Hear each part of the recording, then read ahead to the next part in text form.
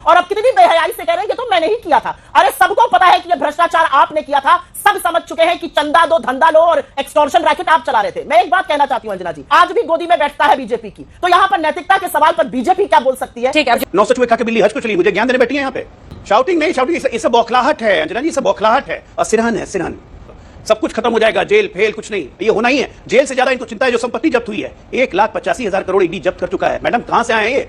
झुंझुना बजा रहे 10 साल से भ्रष्टाचारियों के खिलाफ मैं एक्शन लूंगा। दूध का दूध और पानी का पानी, थोथा चना बाजे घना होने लगा है। यही तो आप भी कर रही हैं। कांग्रेस पार्टी राजनीतिक दल होकर बिजनेस करती है, इसी कंपनी को लोन देती है कि खरीद लो भाई उसको मदद करने के लिए। दोस्तों नमस्कार, स्वागत है आप सभी का। आप देख रहे हैं एसके डिबेट। कोर्ट ने अरविंद केजरीवाल को 15 अप्रैल तक तिहाड़ जेल भेज दिया है, तो वहीं दूसरी तरफ आम आदमी पार्टी के बड़े नेता संजय सिंह को कोर्ट से जमानत मिल गई है। हालांकि संजय सिंह की रिहाई से ठीक पहले दिल्ली सरकार की मंत्री आतिशी और सौरभ भारद्वाज ने बीजेपी पर सनसनीखेज आरोपों की झड़ी लगा दी। आतिशी ने कहा कि भारतीय जनता पार्टी का यह इरादा है कि लोकसभा चुनाव से पहले वो आम आदमी पार्टी के 4 और नेताओं को गिरफ्तार करने वाले हैं।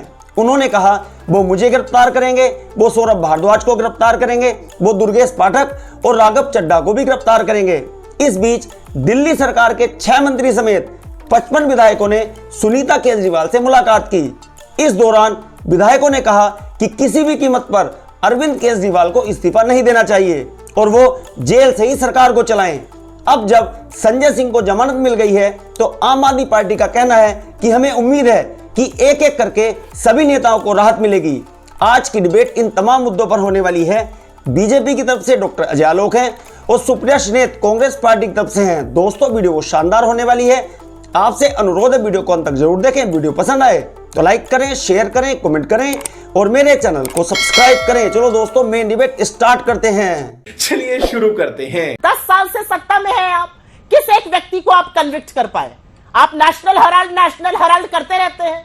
2014 से 24 के मुहाने पर हम आ गए, चुनाव है आज, किसी को कन्विक्ट कर पाए? क्या किया आपकी एजेंसीज ने? आपकी एजेंसी ने कंसीड किया। आज आपकी एजेंसी ने सुप्रीम कोर्ट के सामने सिर झुकाकर माना कि उनके पास कोई साक्ष्य नहीं है और सुप्रीम कोर्ट ने, जो मैंने आज तक पर पढ़ा, क्लियर कहा है वहां पर कि आपके पास कोई साक्ष्य नहीं है, इसमें इनको बेल मिलेगी और 2 बजे मैं बेल दूंगा, अगर साक्ष्य लेकर आ सकते हैं तो आइएगा। ये असलियत है। ताश के पत्तों की तरह जो मोदी जी का बनाया हुआ माया जाल है वो गिर रहा है, वो बिखर रहा है, ताश के पत्तों की तरह। आज देश की जनता पूछ रही है, मोदी जी जबानी जमा खर्च बंद कर दीजिए, नौकरी कहां है? मोदी जी जबानी जमा खर्च बंद करिए, बताइए महंगाई कब कम होगी? मोदी जी जबानी जमा खर्च बंद कीजिए और बताइए कि आपका विदेश मंत्री कैसे कहता है कि अरुणाचल में हमारी जगहों का नाम चीन बदल दे, और हम कह रहे हैं तो क्या फर्क पड़ता है, मैं आपके घर का नाम बदल दूं तो क्या मेरा हो जाएगा? अरे ये देश की सरजमी है जिसके लिए करोड़ों ने शहादत दी है, जिसके लिए रेगिस्तान से लेकर सियाचिन तक लोग मुस्तैदी से खड़े रहते हैं उसको प्रोटेक्ट करने के लिए। आप कहते हैं कोई फर्क नहीं पड़ता। 4000 वर्ग किलोमीटर की हमारी जमीन चीन के कब्जे में है, सारी कलई खोल रहे हैं लद्दाख के लोग और सोनम वांगचुक। मोदी जी और उनकी सरकार के मुंह से एक शब्द नहीं निकलता है। सेना के मनोबल को कमजोर करने का काम लगातार विदेश मंत्री करते हैं। कभी कहते हैं हम छोटी इकोनॉमी है, वो बड़ी इकोनॉमी है।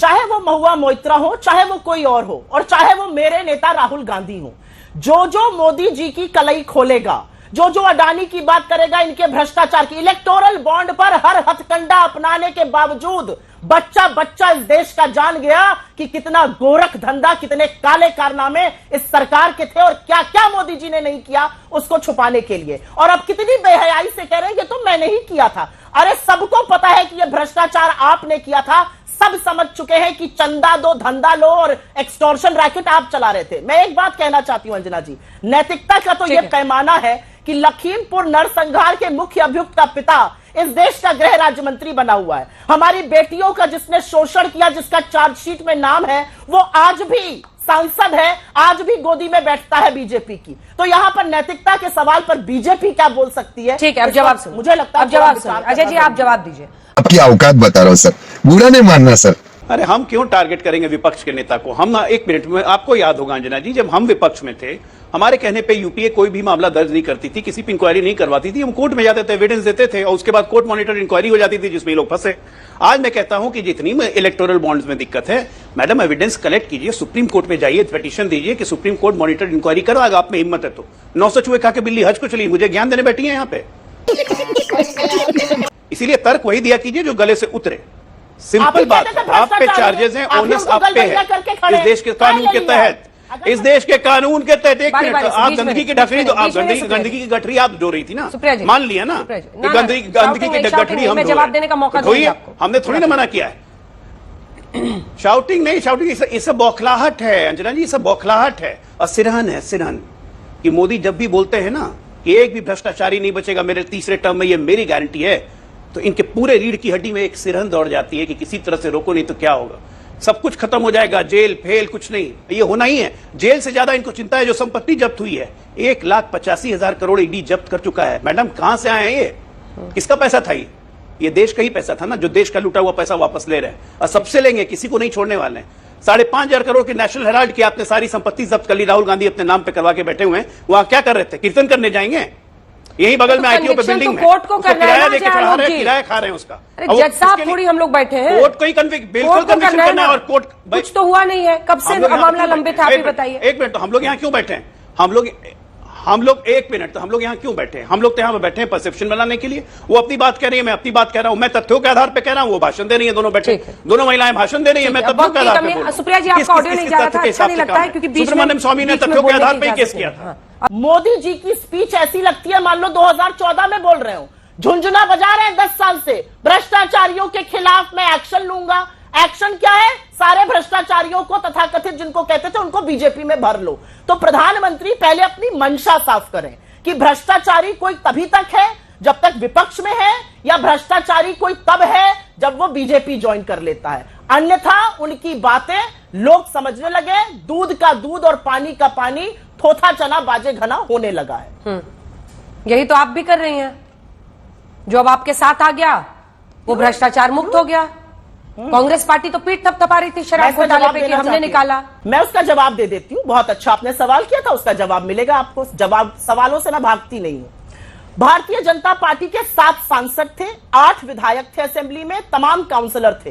कोरोना काल के दौरान जब अनियमितताएं सामने आई तो शिकायतकर्ता कांग्रेस बनी, भाजपा नहीं बनी। वो नींद में अपना बैठी मगन थी, उसको कोई फर्क नहीं पड़ता था क्या अनियमितताएं हो रही हैं। हमने बिल्कुल शिकायत की और हमारा मानना था कि कानून संगत कार्रवाई होनी चाहिए। और मैं अंजना जी आपकी आंख में आंख डाल के एक बात कहती हूं, अगर कानून संगत कार्रवाई हुई होती तो आज ईडी मुंह में दही जमाए ना खड़ा रहता। ईडी को, कोर्ट को यह ना कहना पड़ता कि नो एडजर्नमेंट, 2 बजे हम मिलेंगे और 2 बजे आपको अपना डिसीजन बताना पड़ेगा। ईडी को अपोज करने की हैसियत होती। ईडी ने कोई कार्रवाई नहीं करी न्याय संगत। ईडी ने कार्रवाई करी, जो मोदी जी के खिलाफ बोल रहा है उसको जेल में डाल दो। न्याय संगत कार्रवाई करते तो शायद आज इस घोटाले की तह तक जाते। कार्रवाई हुई है पूरे विशुद्ध राजनीतिक तौर पर, इसलिए आज ईडी हाथ बांधे, सिर झुकाए, मुंह में दही डाले खड़ा हुआ था सुप्रीम कोर्ट में जब ईडी का पर्दाफाश पूरे देश के सामने हुआ। बेटा, तुमसे ना हो पाएगा। हर नागरिक का बेल मिलना संवैधानिक अधिकार है, उस पर खुश होने की जरूरत नहीं है। अब रही बात पर प्रधानमंत्री की, कि प्रधानमंत्री ने जो आज कहा कि मेरे तीसरे टर्म में भ्रष्टाचारियों पे और कार्रवाई होगी, ये मेरी गारंटी है। एक बात जानती है, भेड़ियों की झुंड में जब शेर की आने की आहट होती है ना, तो भेड़िए बौखला के भागने लगते हैं। प्रधानमंत्री जब भी ये घोषणा करते हैं कि भ्रष्टाचारियों पे कार्रवाई निश्चित है, इन सब घमंडियों के बिल्कुल रीढ़ की हड्डी में सिहरन दौड़ जाती है कि किसी तरह मोदी को आने से रोको। इनका इकलौता बाइंडिंग फोर्स है कि ये आ गया तो तीसरे टर्म में कोई नहीं बचेगा, क्योंकि जिस ढंग से हम कोई एजेंसी पे दबाव नहीं डाल रहे हैं, एजेंसी अपने मेरिट पे काम कर रही है। और आज भी संजय सिंह का बेल ईडी ने अपोज नहीं किया, तो कृपया ये कहना बंद करिए कि ईडी हमारे दबाव में काम चलती है। पहली बात। दूसरी बात, हर एजेंसी स्वतंत्र है अपना काम करने के लिए, और इस देश का संविधान, इस देश के लीगल प्रोसीडिंग्स के हिसाब से ही चलेगा। हमने देखा है लालू प्रसाद यादव को भी बेल मिल गई, कन्विक्ट होने के बाद भी उनको सॉफ्ट ग्राउंड पे बेल मिला। तो हमारे संविधान में, हमारे लॉ में प्रोविजंस है, उस पर जश्न मनाने की जरूरत नहीं है। ठीक है। सुप्रिया जी जो इतना बोल रही थी कि ईडी ईडी ईडी सिहरन हो रही है, काफी लोग हैं ना बिल पे, एक्शन बहुत तेज हो रहा है, स्पीडी ट्रायल हो रहा है, और उसके बाद फिर कहीं जेल जाना पड़ गया तो सिहरन होना तो मैं समझ ही सकता हूं। सवाल यह उठता है कि आप लोगों को घोटाला करने के लिए क्या मोदी जी ने बोला था? अब कांग्रेस पार्टी राजनीतिक दल होके बिजनेस करती है, किसी कंपनी को लोन देते हैं कि खरीद लो भाई उसको मदद करने के लिए। यह सब ओपन आ चुका है। आज के तारीख में आप सोशल मीडिया के जमाना में गूगल करके हर एक को फैक्ट्स मिल जाते हैं, तो चोरी करके इतना चिल्लाने का क्या जरूरत है? चोरी कीजिएगा तो जेल जाना पड़ेगा, जेल की रोटी खाना पड़ेगा, सुप्रिया जी ने ईडी हाथ के उठाया दर्शन था। करने पड़ेंगे, सुप्रिया सीबीआई जी। से मिलना पड़ेगा। गलबैया करते रहिए आप लोग। मजा आया। देखा दोस्तों, आपने डॉक्टर अजय आलोक और सुप्रिया श्रीनेत दोनों को सुना। आप किसकी बात से सहमत हैं? दोस्तों, वीडियो को लास्ट तक देखने के लिए दिल से धन्यवाद। और वीडियो के बारे में आपकी क्या राय है कमेंट सेक्शन में कमेंट करके बताएं। और अगर वीडियो पसंद आई हो तो लाइक करें, शेयर करें, कमेंट करें और मेरे चैनल को सब्सक्राइब करें। चलो दोस्तों, मिलते हैं अगली वीडियो में। जय हिंद, वंदे मातरम, जय श्री राम।